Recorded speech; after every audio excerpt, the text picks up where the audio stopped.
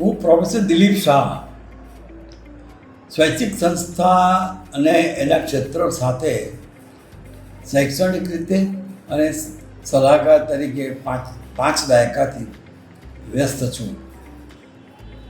ઋતુજા charitable ફાઉન્ડેશનને હું corona કાળથી ઓળખું છું. આ સંસ્થા એના 5મા વર્ષમાં પ્રવેશ કરે છે, તેથી મારા હાર્દિક અભિનંદન. ટૂંકા ગાળામાં આ સંસ્થાએ જે રાષ્ટ્રીય અને આંતરરાષ્ટ્રીય કક્ષાએ સહકારને સહયોગ પ્રાપ્ત કર્યા છે એ અત્યંત નોંધનીય છે.